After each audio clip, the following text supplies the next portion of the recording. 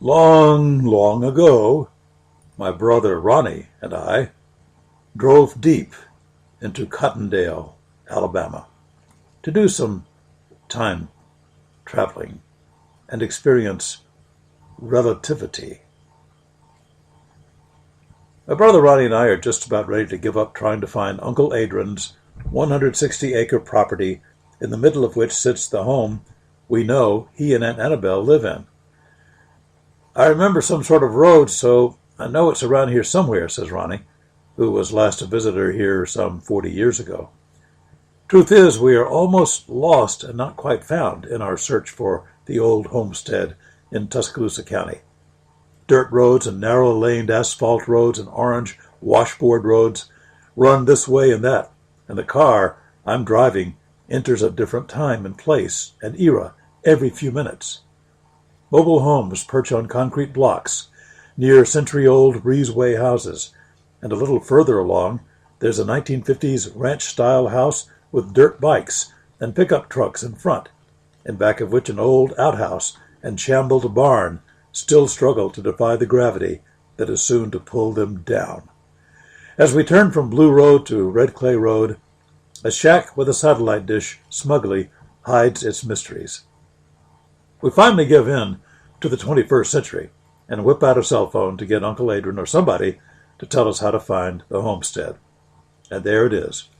Deep in the forest, there's my cousin Harold and some of his brood, and sitting on the front porch in laconic meditation is Uncle Adron, who greets us as though we were dropping by for the second time this week. There are no strangers in Uncle Adron's world of family and kin. As we talk and tour the old wooden house, we feel as if we've never left. In some ways, visiting Uncle Adron and Aunt Annabelle is like coming home after a rough day of work and finding out that that work and everything else that occurs away from this place are fleeting and paper thin. Ronnie knows which room he spent the night in 45 years ago. I know where Aunt Annabelle served up chicken and dumplings 50 years ago. We both know that this place, in the depth of the countryside, is as vivid and timeless as a cool drink of water from an old wooden bucket. I step outside to clear my head of all these memories that are so sweet and compelling that at any moment they might bring with them a sadness that can't be swept aside like a spider web. Harold shows us the enormous prefab building where he runs his RFD business, and we look down the lane to see where grandkids live nearby. Can you show us around the property? I ask Harold, certain that a nice brief hike in the woods would be therapeutic. You want to see the land? Harold asks, as if he can't quite believe that a city slicker would concentrate or condescend to tour his front and backyards, the yards he sees every day. Sure, I'm serious, I say. Harold says, okay, and I start walking toward the trees. Where are you going? He asks. Isn't this the way? I reply. Harold starts getting into his large four-wheel vehicle. You want a tour, don't you?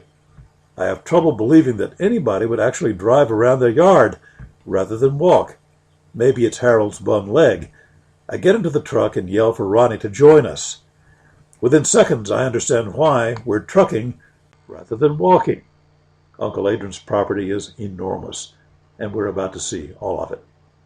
3 country dogs appear out of nowhere and start running ahead of the vehicle, not behind it. They know the route, even though there is no visible road. Harold takes us into deep brush. The car rocks side to side into and over century-old ruts. The limbs and leaves splat against the closed windows, and we lose sight of the sun. Looking behind us, I see no sign of where we've been. Ahead, only Harold and the dogs can tell us where we're going to wind up. What if the truck goes dead? Will we survive out here on the compassless land that nobody outside our family traverses? We dive deep into small valleys, pop up into sunlight over brief hillocks, and go through a scratchy meadow past natural gas pumps, and wind up in the completely quiet forest near a beaver pond. Harold turns off the motor, and we roll down the windows. To a city boy like me and a city boy like Ronnie, there is silence. Our silence consists of hearing nothing we're used to each day. Airplanes, cars and trucks, horns, car alarms, shouted invectives, whirring air conditioners, boomboxes. The silence of the forest takes over and overwhelms us. Insects communicating, water lapping, dry grass crunching under dog paws, panting wet dogs frolicking in the pond.